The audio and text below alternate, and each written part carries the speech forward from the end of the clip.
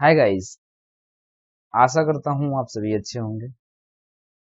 बहुत दिनों के बाद लगभग 10-15 दिनों के बाद ये वीडियोस अपलोड किए जा रहे हैं। उधर हम रेगुलर अपलोड कर रहे थे, पर दीपावली और छठ के बाद आज ये वीडियोस अपलोड किया जाएगा।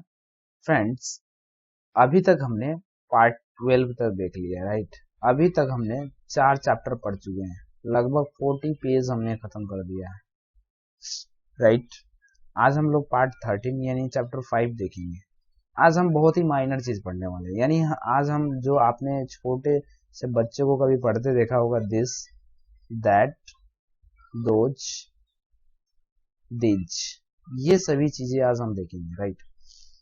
ये जो दिस, दैट, दिस, दोज हैं, ये कभी एडजेक्टिव की तरफ काम करते हैं तो कभी प्रोनाउन की तरह काम करते हैं, राइट। और ये एडजेक्टिव में कौन सा एडजेक्टिव कहते हैं? इसको डेमोन्स्ट्रेटिव एडजेक्टिव। और प्रोनाउन में कौन सा एडजेक्टिव कहते हैं? सॉरी, प्रोनाउन में कौन सा प्रोनाउन कहते हैं? Demonstrative pronoun, right. आशा करता हूं आपने ये सभी दिस, दैट, दोज, दिस आपने पढ़ा होगा, या अगर आप नहीं भी पढ़े होंगे तब भी ये वीडियो आपके लिए बहुत ज्यादा हेल्पफुल होने वाला है। और आप पढ़े भी हैं तब भी आप बहुत सारी चीजें सीखेंगे, राइट। तो आगे बढ़ते हैं। मैं आपको सबसे पहले दिस, दैट, क्योंकि हमें दिस, दैट ही पढ़ना है आज, तो हम आपको दिस, दैट के बारे में बताएंगे। जैसे कि आप यहाँ पे चैप्टर में देख सकते हैं कि आज जो हम पढ़ने वाले हैं ना, चैप्टर 5, ये जो चैप्टर 5 है हमारा, इसमें नामकरण सूचक वाक्य पढ़ेंगे, पहचान बताना, परिचय सूचक, आप अपनी पहचान कैसे बताएंगे, परिचय कैसे देंगे, कहाँ से शुरुआत करेंगे, ये सारी चीजें हम पढ़ेंगे। और जिस दिन ये बुक खत्म होगा ना, आप अपना इंट्रोडक्शन बहुत ही बढ़िया तरीके से लिख पाएंगे। जैसे आप कहीं पे भी आपको अपना इंट्रोडक्शन बोलने के लिए लिखा जाता है तो पता है ज्यादातर लोग क्या लिखते हैं?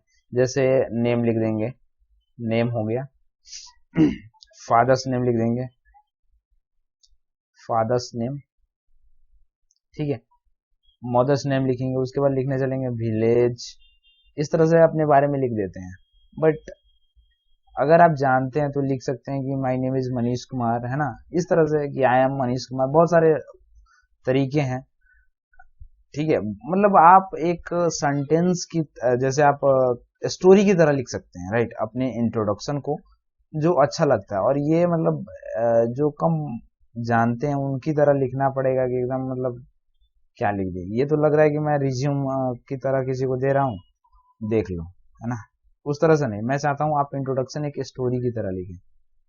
तो ये बुक खत्म, बस आप मेरे साथ 40 वीडियोस तक बने रहिए, उसके बाद आपकी इंग्लिश की कहानी खत्म हो जाएगी, ठीक है। सो स्टार्ट करते हैं। आज हम लोग दिस, दैट ही पढ़ेंगे, ठीक है। तो मैं आपको थोड़ा सा पहले दिस, दैट के बारे में बता देता हूँ, उसके बाद हम चैप्टर पर आएंगे, ठीक है। और मैं जानता हूं कि आपको दिस, दैट का यूज करना आता भी है, और नहीं भी आता है तब भी कोई दिक्कत नहीं है, ठीक है। तो आइए, दिस, दैट, जैसे अभी अभी आपने ऊपर देखा, दिस, दैट, दिज, दोज। अब यहाँ पे ये जो दिस, दैट है ना, डेमोन्स्ट्रेटिव प्रोनाउन और डेमोन्स्ट्रेटिव एडजेक्टिव ये सभी हैं, ठीक है। डेमोन्स्ट्रेटिव प्रोनाउन संकेत वाचक प्रोनाउन जो आप सुनेंगे वही, ठीक है। तो डेमोन्स्ट्रेट का मतलब ये होता है प्रदर्शन करना, दिखाना, संकेत करना, और उसी डेमोन्स्ट्रेट से बना है डेमोन्स्ट्रेटिव, और उसी डेमोन्स्ट्रेट से बनता है डेमोन्स्ट्रेशन। कभी आपने मार्च का नाम सुना होगा, मार्च वो महीना वाला मार्च नहीं बोल रहा हूं मैं, ये जो मार्च है ना, ये महीना तो है ही, मंथ का नाम तो है ही, लेकिन मैं मार्च जो आप जुलूस निकालते हैं उसका बात कर रहा हूं, ठीक है। तो डेमोन्स्ट्रेशन का मतलब ही होता है जुलूस, ठीक है। तो डेमोन्स्ट्रेट से ही बना है। हम इस वर्ड के बारे में बाद में चर्चा करेंगे, हमारे वर्ड वाली क्लास में चर्चा करेंगे। हम यहाँ पे बात कर रहे हैं दिस और दैट के बारे में, राइट। तो हम दिस, दैट के बारे में बात करते हैं। तो ये जो दोनों है ना, ये सिंगुलर है, सिंगुलर है। और इनके साथ जैसे अगर आप पहले हम एडजेक्टिव को लेकर चलते हैं, मान लेते हैं ये एडजेक्टिव है, ठीक है, एडजेक्टिव है। और कौन सा एडजेक्टिव याद रखिएगा, डेमोस्ट्रेटिव एडजेक्टिव, राइट। तो इसे हम क्या कहते हैं, ये सिंगुलर है, और यहाँ पे जो दीज और दोज है ये प्लूरल है, ठीक है।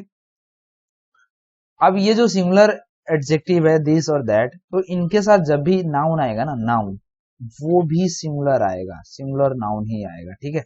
और इसके साथ जब भी प्लूरल आएगा, प्लूरल नाउन, वो भी, सॉरी प्लूरल है तो प्लूरल नाउन आएगा इसके साथ, ठीक है। तो समझ गए, जैसे मैं बोलता हूं दिस बुक इज गुड, तो यहाँ पे दिस लगाइए या दैट लगाइए, ठीक है। बुक सिंगुलर है यानी दिस और दैट ही लगेगा। जैसे मैंने लिख दिया कि यहाँ पे डॉट डॉट लिख दिया, और मैं यहाँ पे लिखता हूँ बुक इज गुड, ठीक है। तो अब हम यहाँ पे हमें फिल करना है, जैसे मैंने ऑप्शन में दे दिया ए दिस, दूसरे में दे दिया दिस। अब जो आपको मन करे वो फिल करना है, जो आपको अच्छा लगता है, इसके लिए सुटेबल बैठता है, ठीक है, अप्रोप्रिएट होता है, वो आपको फिल करना है, राइट। तो आप इसमें से कौन सा फिल करेंगे, सिंपली देखिए वर्ब सिंगुलर है यानी इसका सब्जेक्ट जो है वो सिंगुलर है। जिस दिन हमने आपको सब्जेक्ट के बारे में बताया था ना कि सब्जेक्ट का पता कैसे करें, जिस दिन हमने आपको वर्ब के बारे में बताया था ना कि हम वर्ब का चूज सिलेक्शन कैसे करें, किसके अनुसार करें, कि तो वो वीडियो देखिए आप, वो चीज याद कीजिए आप। तो हम सब्जेक्ट के अनुसार ही वर्ब का सिलेक्शन करते हैं, और जब हमारा वर्ब सिंगुलर तो सिंपली यहाँ पे दिस लगेगा, ठीक है। ये बात क्लियर हुई, यानी अगर हमारा सब्जेक्ट सिंगुलर है तो वर्ब भी सिंगुलर होना चाहिए, राइट। सब्जेक्ट सिंगुलर है तो वर्ब भी सिंगुलर होना चाहिए, और जब सब्जेक्ट सिंगुलर है, दिस है, और इसके साथ आने वाला नाउन भी क्या होना चाहिए, सिंगुलर होना चाहिए। सिंपली बहुत आसान है यार, बस सोचो, ठीक है। तो अब यहाँ पे आपको पता चल गया। अब प्लूरल के साथ देख लीजिए, जैसे बोला दिस बुक्स आर गुड, ठीक है। तो यहाँ पे ये जो दीज है ना ये प्लूरल है, और इसके साथ आने वाला जो बुक है वो भी प्लूरल है, और इसके साथ आने वाला जो वर्ब है वो भी क्या है, प्लूरल है। यानी सब्जेक्ट नाउन,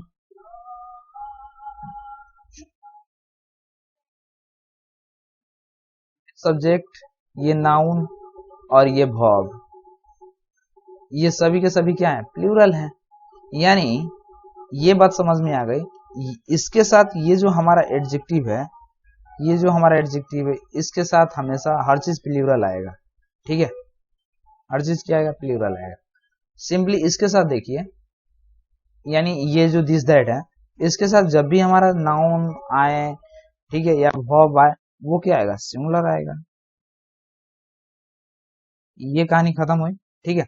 एक कहानी और इसी पे, अभी एडजेक्टिव की बात कर रहे हैं हम लोग, ठीक है। अब हम दिस दैट का यूज कब करें, दिस का यूज कब करें, दैट का यूज कब करें, राइट। तो हमें तो ये पता चल गया कि इसमें सिंगुलर और प्लूरल कौन है, ठीक है। लेकिन हमें ये भी तो पता करना है कि हमें दिस का यूज हम कब करें, ठीक है। सिंगुलर के साथ तो दिस भी यूज होगा, दैट भी यूज होगा।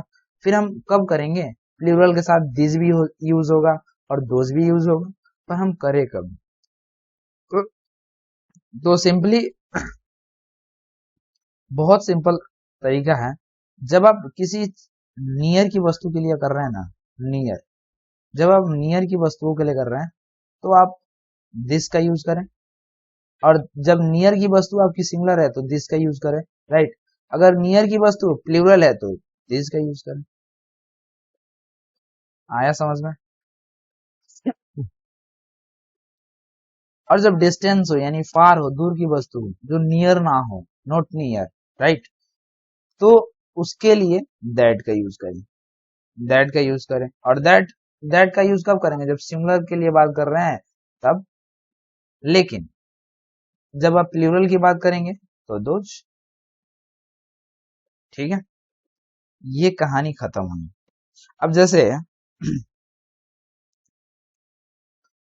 जैसे मैं एक लिखता हूं कि दैट, एग्जाम्पल में, दैट मार्केट इज अमेजिंग। तो इसका इसका कहने का मतलब क्या है, ये किस चीज की आइडिया दे रहा है? सिंपली हम कह सकते हैं कि अभी हम मार्केट में है ही नहीं, ठीक है। ये आइडिया दे रहा है देयर की, राइट। वो मार्केट अमेजिंग है, ठीक है। तो अभी हम मार्केट में नहीं है, इसका मतलब है कि I am not not in the market,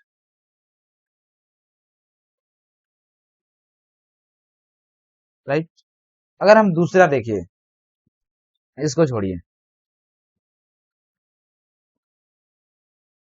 ये दैट, यानी दैट की बात जब करते हैं ना, तो उससे पता चलता है कि वो देयर की बात कर, वहां की बात कर रहा है, मैं दूर की वस्तुओं की बात कर रहा है, ठीक है। और यही मैं बोल दूं कि दिस मार्केट इज अमेजिंग, ठीक है। जैसे बोल दू दिस मार्केट इज अमेजिंग, तो इसका मतलब क्या होगा? इसका मतलब है कि आप मार्केट में हैं, ठीक है। यानी ये जो दिस है ना, ये हेयर की आइडिया दे रहा है, हेयर के बारे में बता रहा है कि ये यही है। I hope you have understood what ever I have taught you, ठीक है। आगे बढ़ते हैं। अच्छा एक बात, ये कहानी मतलब हमने एडजेक्टिव के बारे में देखा, ठीक है। एडजेक्टिव, अब एक और बात ध्यान में रखिए, एडजेक्टिव जब भी आएगा ना, एडजेक्टिव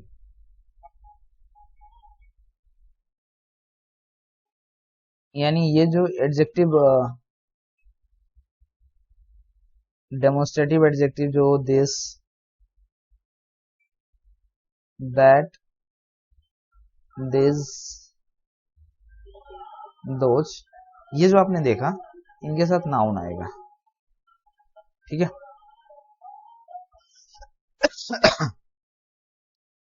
जैसे लिखेंगे दिस पेन, लेकिन अगर आपने प्रोनाउन जब आएगा उसके साथ नाउन की आवश्यकता ही नहीं पड़ेगी, नो नीड नाउन। जब प्रोनाउन की बात हो तब एडजेक्टिव के साथ नाउन आना चाहिए, ठीक है। लेकिन प्रोनाउन आए तो वहां पे नाउन नहीं लगेगा, और जो कहानी हमने ऊपर बताई ना वही होगा। जैसे अगर हम प्रोनाउन की एग्जांपल ले लें, मतलब प्रोनाउन में भी जो कहानी हमने ऊपर बताई वही होगा, बस प्रोनाउन में आपको इसके साथ एडजेक्टिव दिस दैट के साथ नाउन नहीं लगाना है। जैसे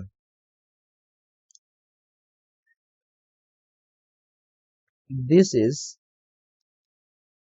अ पेन, तो ये यहाँ पे क्या है, दिस संकेत तो ये भी कर रहा है, ये कलम है, संकेत तो ये भी कर, डेमोन्स्ट्रेट तो ये भी कर रहा है, लेकिन ये अकेला आया है, यानी ये प्रोनाउन है, ठीक है। तो सेम है प्रोनाउन इन, ये नियर और वो जो प्लूरल और सिंगुलर की बात की है, पूरे हर चीज इसमें भी सेम होगा, ठीक है। कहानी ये जो हमने ऊपर बताई वही होगा। जैसे आप यहाँ पे देखिए, अगर जैसे मैंने दिस का ही यूज करता हूँ, ठीक है।